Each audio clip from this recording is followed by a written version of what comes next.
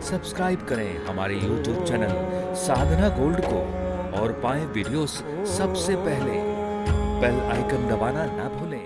राजा परीक्षित के माथे के ऊपर जो स्वर्ण का मुकुट था, कलयुग तुरंत उसमें प्रवेश कर गया। क्यों? आप बता सकते हैं क्यों? प्रेम से बोलो, बताओ। मैं तो कथा सुना ही रहा हूं। क्यों प्रवेश किया कलयुग? एकादशी 3 दिन पहले थी, 2 दिन पहले, आज नहीं है। इसलिए प्रवेश कर गया क्योंकि राजा परीक्षित ने जो मुकुट धारण किया था वो जरासंध के द्वारा पांडवों ने छल से पाया था। जीता किसी और ने, छल से पाया किसी और ने, कलयुग प्रवेश किसी और के माथे कर गया। सोचिए आप, पढ़ना तो भीमसेन के में चाहिए था क्योंकि भीमसेन ने जीता है जरासंध के द्वारा छल से, परीक्षित के माथे में आ गया। इसीलिए महाराज, कर्मों की गति यही है। क्या होगा क्या नहीं होगा आप भी नहीं बता सकते। कलयुग का प्रवेश हुआ और सब जानते हैं शमीक मुनि के ऊपर मरा हुआ सर्प राजा परीक्षित ने नहीं, कलयुग के प्रभाव ने डाला। वो तो कभी ऐसा कर ही नहीं सकते, ये तो शमीक मुनि भी जानते हैं। लेकिन उनके पुत्र श्रृंगी ऋषि ने जब ये देखा तो मेरे पिता के गले में जिसने भी ये सर्प डाला है, आज से ठीक 7वें दिन उसे तक्षक सर्प डसेगा और उसकी मृत्यु हो जाएगी। श्राप दे दिया। पिता शमीक मुनि को जब पता चली कि मेरे पुत्र श्रृंगी ऋषि ने यह श्राप दिया है, तो तुमने क्या किया? ऐसे सम्राट युगों युगों में आते हैं जहां कोई आकर के हमारे यज्ञों को बाधा नहीं देते। अब तुमने इनको मारने का श्राप दिया है तो कमान से निकला हुआ तीर और मुख से निकली हुई बात वापस नहीं होती। समाचार दो, 7 दिन ही बचे हैं।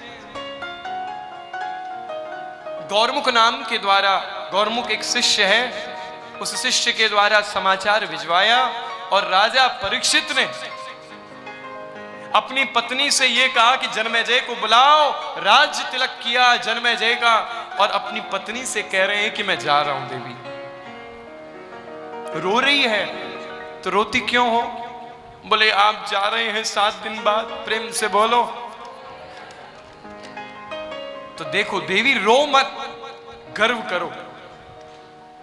इस संसार का कोई भी व्यक्ति यहां बैठा है जो सुन रहे हैं आप लोग, क्या आप लोग ये बात बता सकते हैं कि आने वाला 5 मिनट आपके जीवन का सफलतापूर्वक बीत जाएगा?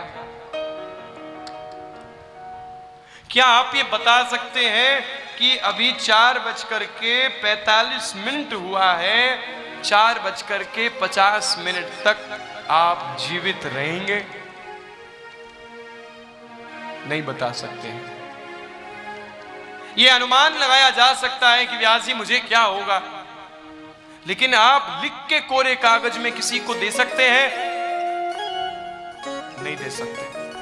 लेकिन देवी, संसार का कोई भी आदमी अपनी छाती पर हाथ रख करके ये नहीं कह सकता कि वो आगे आने वाले 5 मिनट तक जीवित है कि नहीं।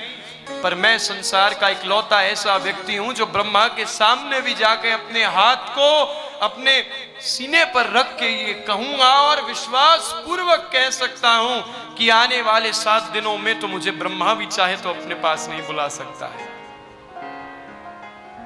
ये 7 दिन मेरे जीवन के हैं। अब ये मुझे चुनना है कि मैं इसे तपस्या बना करके जीऊं या तमाशा बना करके इसे छोड़ दूं। हमारे जीवन के अगर अंतिम 7 दिन रहे तो हम क्या करेंगे? ओ जल्दी लाओ प्रॉपर्टी के कागज, जल्दी जल्दी। अरे बेटी का ब्याह करना है, तुरंत कोर्ट में चलो, आज कोर्ट मैनेज ही करेंगे। वो एकड़ जमीन रह गई है, उसका वो नाम कराओ। अंतिम के 7 दिनों में भी हम यही करेंगे। और राजा परीक्षित ने, प्रेम से बोलो, राजा परीक्षित ने क्या किया? सरल सुकोमल वस्त्र धारण किए, निकल गए हैं अपने राज्य से शुक्रताल की ओर।